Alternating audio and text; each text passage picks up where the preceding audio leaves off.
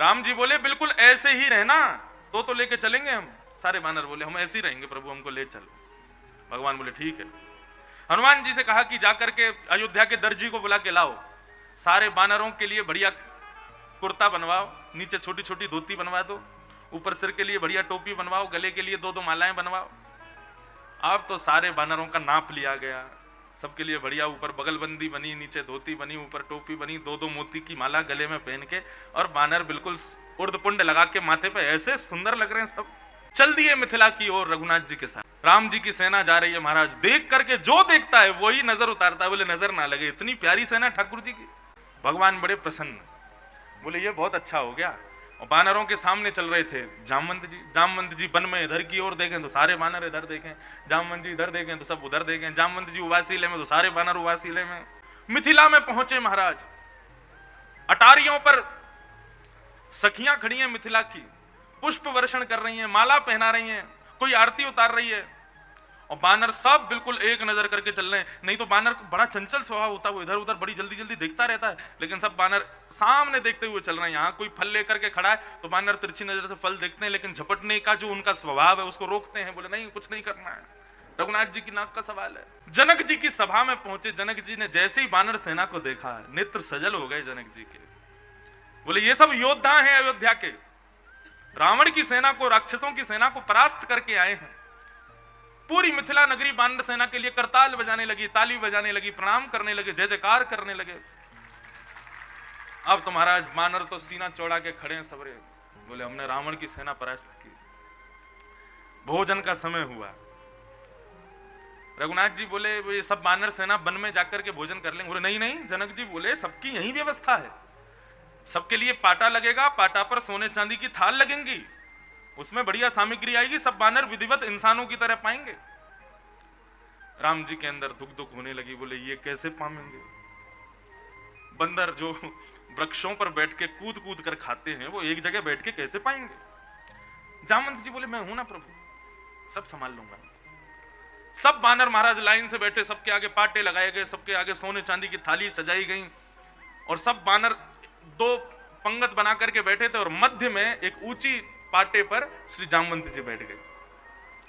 सामने थाल लगाई गई। अब थाल में महाराज कभी रबड़ी आ रही है, कभी गुलाब जामुन आ रहा है, कभी घेवर आ रहा है, कभी पनीर की सब्जी आ रही है, पूड़ी आ रही है, कचौड़ी आ रही है, लेकिन बानर थाली में नहीं देख रहे हैं, सब देख रहे हैं जामवंत जी को। और कोई तिरछी नजर से देख भी लेता है तो फिर मुंह में पानी आता है, फिर देखने लगता है, बोले नहीं कुछ नहीं, जामवंत जी जो करेंगे वही करना है। पूरी थाली सज गई। एक मंच ऊंचा बना था, उस पर राम जी, भरत, लक्ष्मण, शत्रुघ्न, जनक जी, सब बड़े बड़े लोग उस पर बैठे थे, और नीचे सब पंगत में बानर बैठे थे। बानर सब देख रहे हैं जामवंत जी को, जब ये शुरू करेंगे तभी करेंगे। जामवंत जी ने हाथ में जल लिया, जल लेकर के पूरी थाल का प्रोक्षण करके उसका पान किया। सब बानर प्रोक्षण करके सब पान कर रहे हैं। जामवंत जी ने सबसे पहले उठाया आम।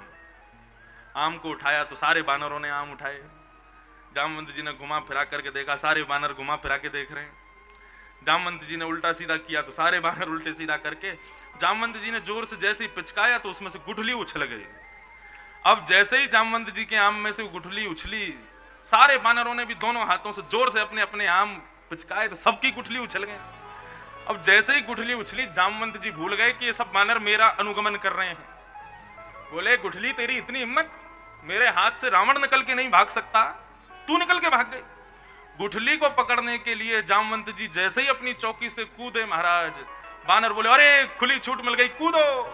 अब तो यहां से वहां कूदे, वहां से कहीं कूदे, कोई किसी की रबड़ी उड़ा रहा है, कोई किसी की खीर उड़ा रहा है, कोई कढ़ी उड़ा रहे हैं। पूरी जनक महाराज की सभा में दूध, घी, कढ़ी आदि सबसे लेप दिया पूरी सभा को। यहां से वहां सब बानर सेना इधर उधर कूद रहे हैं, और ये देख करके राम जी अपने सिर पर हाथ रख के बैठे, बोले जिसका डर था वही हो गया। पूरी मिथिला देख करके हंसी उड़ा रही है, सब हंस रहे हैं, ताली बजा रहे हैं, आनंद कर रहे हैं, और बानरों ने महाराज ऐसा उपद्रव मचाया। 2-4 कड़ी के छींटे उछट के तो जनक जी के मुंह पे भी आ गए। रघुनाथ जी को हताश निराश जब जनक जी ने देखा, जनक जी को बिल्कुल बुरा नहीं लगा, जनक जी तो हंस रहे हैं, जनक जी के हृदय में तो परम आनंद हो रहा है। जनक जी को लगा कि रघुनाथ जी को शायद अपना अपमान बोध हो रहा है, लेकिन इसमें अपमान की कोई बात नहीं है प्रभु। उठ करके गए और रघुनाथ जी का हाथ पकड़ करके उठा के अपने हृदय से लगा लिया। बोले चिंता मत करो, हमें किसी प्रकार का कुछ बुरा नहीं लगा, अरे ये तो स्वभाव है वानरों का, हमें बहुत अच्छा लग रहा है देख करके, आप चिंता मत करो। लेकिन सबसे ज्यादा आत्मग्लानि इस समय हो रही थी किसको? श्री जामवंत जी।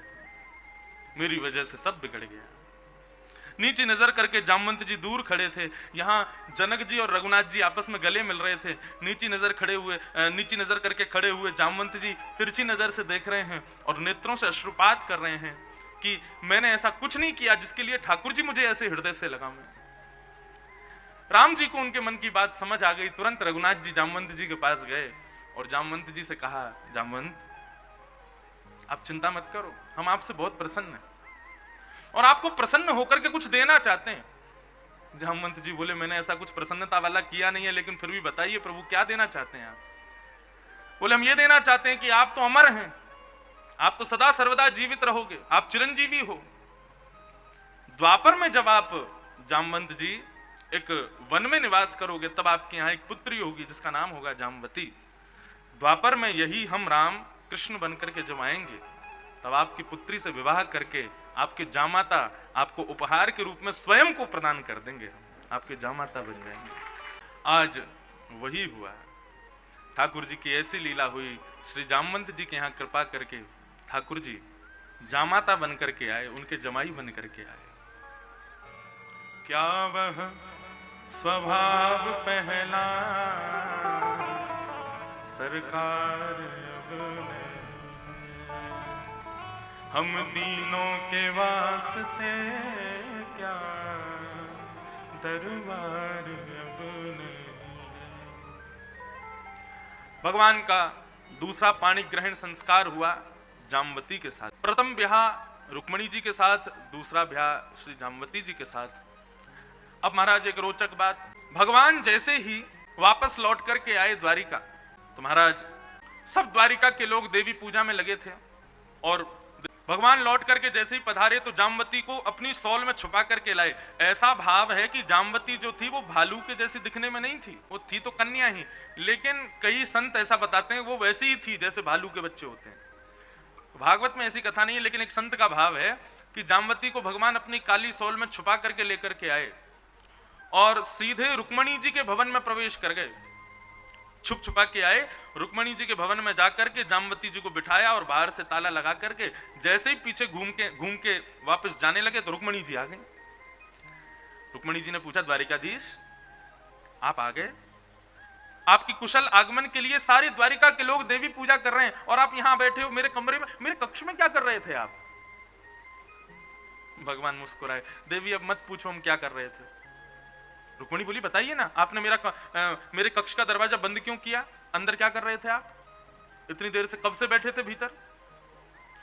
भगवान बोले, देवी हम वन में गए थे ना मणि लेने के लिए। बोले हाँ, तो वहां वन में एक गुफा के अंदर एक परम सुंदरी कन्या बैठी थी, तपस्या कर रही थी। रुक्मणी जी बोली, फिर? बोले, फिर क्या, हमने जाकर के उससे पूछा, हे सुंदरी तुम क्या कर रही हो? तो उसने उत्तर दिया कि मैं द्वारिकाधीश को अपना पति मान चुकी हूं, उनसे ब्याह करना चाहती हूं, उनकी प्राप्ति के लिए तपस्या कर रही हूं। देवी वो इतनी सुंदर थी कि मैं तो उसकी रूप माधुरी पर मोहित हो गया। मेरे को लगा कि ऐसी सुंदर कन्या हमको पति रूप में वर्ण करना चाहती है तो फिर देरी नहीं करनी चाहिए। तो हमने उससे वहीं वन में ब्याह कर लिया और उसको लेकर के आए। अब जब तक उसका कक्ष नहीं बन जाएगा वो तुम्हारे कक्ष में रहेगी। उसी को अंदर बिठाया है। रुक्मणी जी बोली, मुझसे ज्यादा सुंदर है? बोले, आप तो देखना मत उसको, बहुत सुंदर है। सच बताओ मुझसे ज्यादा सुंदर है? बोले, अरे हम कह रहे हैं ना, आप देखना मत उसको जाकर के, नहीं तो आपको लज्जा आएगी अपने रूप पर। रुक्मणी जी बोली, इतनी सुंदर है? बोले, हाँ देवी बहुत सुंदर है। रुक्मणी जी ने तुरंत नेत्र बंद किए और श्राप दे दिया, जो भी मेरे कक्ष में कन्या बैठी है मैं श्राप देती हूं मुझसे थोड़ी सी कम सुंदर हो जाए। अब जैसे ही श्राप दिया तो कक्ष खोल करके देखा तो जामवती जो भालू के रीछ के बालक के रूप में थी वो एक कन्या के रूप में खड़ी है और रुक्मणी जी से केवल 0.1% थोड़ी सी कम है, लेकिन सुंदरता में कोई कमी नहीं है, एक कन्या के रूप में खड़ी है। फिर भगवान ने उनके साथ में ब्याह रचाया। भगवान कहीं कलंक ना लग जाए इसलिए ये लीला करवा रहे थे। ऐसी कथा भागवत में नहीं है, लेकिन एक संत के माध्यम से सुनी। श्री जामवती जी ने जाकर के संपूर्ण द्वारिका के लोगों के सामने सिमंतक मणि को दिखाया और बताया कि ठाकुर जी ने मणि नहीं चुराई थी, मणि कैसे आई, क्या हुआ, वो सारी बातें गवाही दी श्री जामवती जी ने, और भगवान ने दूसरा ब्याह किया जामवती के साथ। अब भगवान पर जिसने कलंक लगाया था सत्राजित, द्वारिका के लोगों ने उस पर कलंक लगाना शुरू कर दिया। बोले हमारे भगवान पर गलत आरोप लगाया।